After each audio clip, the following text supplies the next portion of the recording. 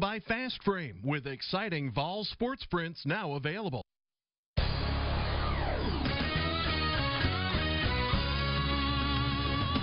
are watching East Tennessee's first and only year-round sports talk show on television. This is the Sports Source with your host, John Pennington. Good Sunday morning and welcome into the Sports Source. Happy to have you with us today.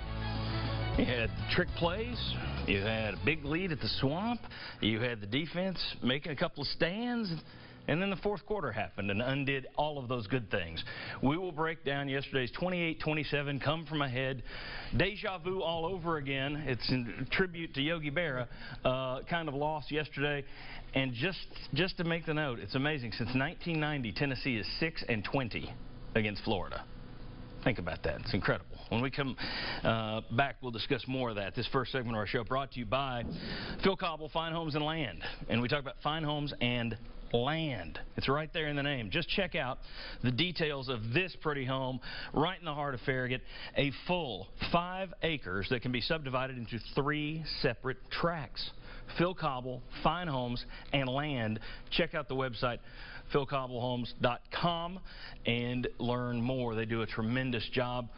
You'll see their phone number right there. Give Phil and his team a call about your dream home or about selling your own home. All right. Want to welcome in the bunch that's going to talk about it first. Bob Hodge, former Vol Will Overstreet, Jimmy Himes, former Vol Jacob Gillum, who you've been here about 20 minutes. I don't think you've said anything today. He may be really ticked. All right. We got a lot to cover. Butch Jones, as we said 2 weeks ago, less conservative on the road. Most coaches, if they're going to roll the dice, they roll it when they're away from home in an underdog setting. He did. That first half, you can't complain about conservatism, I didn't think. Then it all went wrong in that fourth quarter, much as it did against Oklahoma. Here's my question, though. A lot of people saying it was conservatism. I would make a distinction and say it was game management rather than conservatism. Do you guys agree or disagree? Is that conservatism or game management? Put me down on the side of game management. I mean, I think there was a reason. Tennessee has to go conservative to an extent because I think of some of the flaws they have. But I think game management. Passing game. So I'm going to go with game management right now, with more to discuss later. Okay. All right. Thoughts? I agree with Bob. I think it was more game management. I didn't have an issue with the play calling other than toward the next to last possession they had in the game on their own 15. But yep. I thought that they opened it up. They played to win with some calls in the first half. The throwback pass to the quarterback, Alvin Kamar's jump pass. I don't know where that came from. But it was kind of funny. We had a guy that called and says, "Well, I didn't like the fact they ran it 8 or 9 straight plays in a series." Well, that means you're getting first downs. Yep. Who cares? Well, and another trick to that is, and I'm sure we'll talk about the passing game, but you look at the stats, it shows a lot of runs. There were some run-pass options in there, and there were some scrambles in there where there's either nobody downfield or Dobbs wasn't getting protected. So it wasn't just all run calls. Yeah. There were some that turned into runs because the other guys didn't do their jobs. Will Overstreet, conservative or game management? Game management completely and totally. I mean, I think there's a lot of things, but still some of the same things we talked about are confusing that I think relate to game management. Kamara, you're on the only 1 punt return, right? And you gained 22 yards. Great job. Where are you for the first several punts in that ball game? I mean, there's just some inconsistencies or things about why you select this player over that player in certain situations when you have tape of this guy can do this really well, better than the other guy. Yet you keep seeing some of those things happen. So that part for me is confusing, and I'm still not understanding why this guy gets on the field in certain situations and why this person doesn't. Colton Jumper got the start again yesterday, and I wonder part of that is, all right, he gets us in the right spots. He knows he's a little bit more equipped to deal with the Swamp, maybe, but you keep winding up going back to Kirkland at some point. So that's another one I think you can make a question with personnel. He's got to get blocked on that long run by Taylor. Yeah. The one that Randolph fell down on and just, Yeah, the touchdown, he didn't get blocked, the first touchdown where you could make a play if you got a guy to make a play. And, listen, Florida's whole offense was designed to go up against the linebacker, put a wide receiver on the linebacker and get a matchup the entire game. They probably ran the same play out of different sets 20 times. I want you to touch on that a little later in your quick slant segment. That's good stuff. Jacob, your thoughts, conservatism or game management? It's game management for me. the whole fourth quarter, it's hard to say it's conservative when you look at our run game and how strong it is. Running the ball 8-9 times in the series, when you're getting 5, 6, 7 yards a carry, you know, that's not conservative. That's good play calling. On the reverse side of that, the game management was it was poorly mismanaged in the fourth quarter. A lot of play calls. On 3rd and long, you run a quarterback to the right, and just a bunch of stuff like that. Time management, stuff like that, just very, very poorly done. That play to me, I could even live with the first 2 runs there because I know you want them to be more imaginative in their run design. Yeah, I didn't mind running, but I think he could have designed a little bit more imaginative runs than what you had. I could have lived with even those first 2. The 3rd one looked literally like it's the end of the game.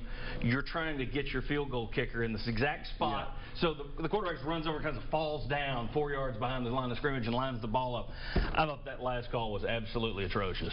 It's victory formation when you're not really having the victory. All right, 2-point conversion. We'll talk about that a little bit later. But in game management, in terms of what we're talking about is timeouts. I thought were shaky use of the timeouts. Certainly they came back to bite you a couple of times. You had a 2-point conversion that you decided I'm not going to go by the book, or he's got a different chart that says in this situation go for it.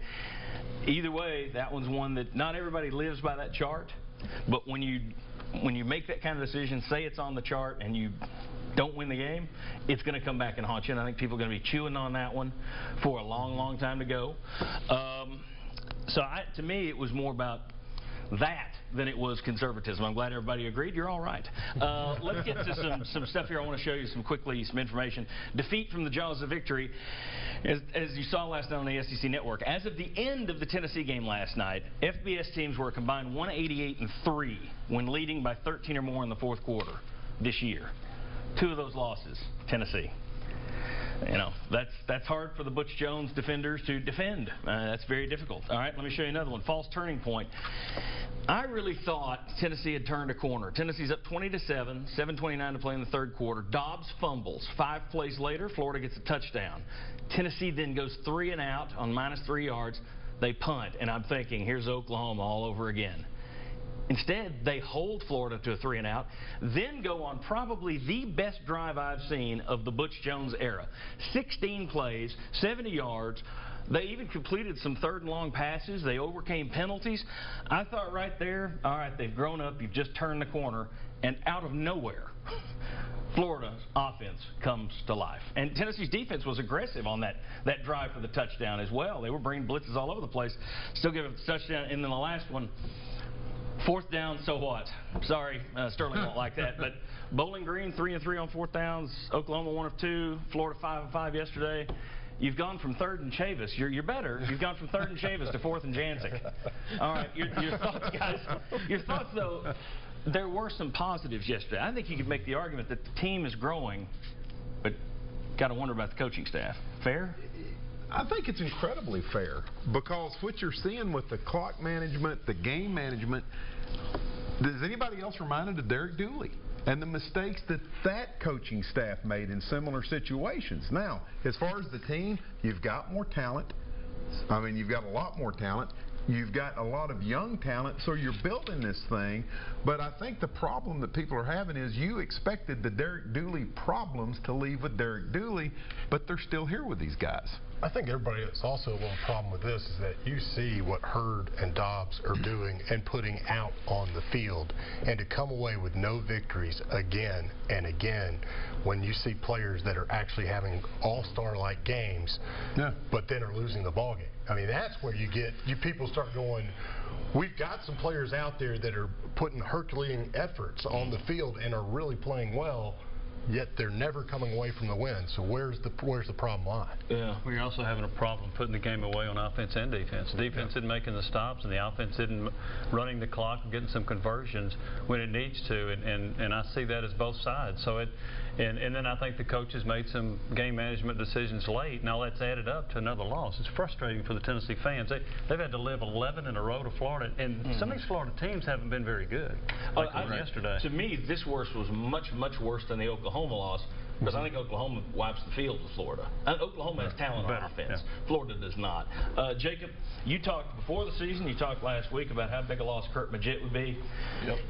It showed yesterday, I thought, especially when they're converting those fourth down plays. You miss Kurt Magid quite a bit. You miss not only the pass rush and the identification of fronts and defenses, you miss your leader on the field. It's the whole team leader, and it's hard to play games when you know your best friend, your leader's over there on crutches.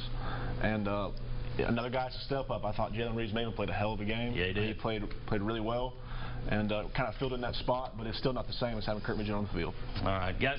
Want to remind everyone that you can send in your questions right there via Twitter right now. Later on the show, all of our VFLs will be taking those questions and answering the best ones, and then we'll put it in overtime as well.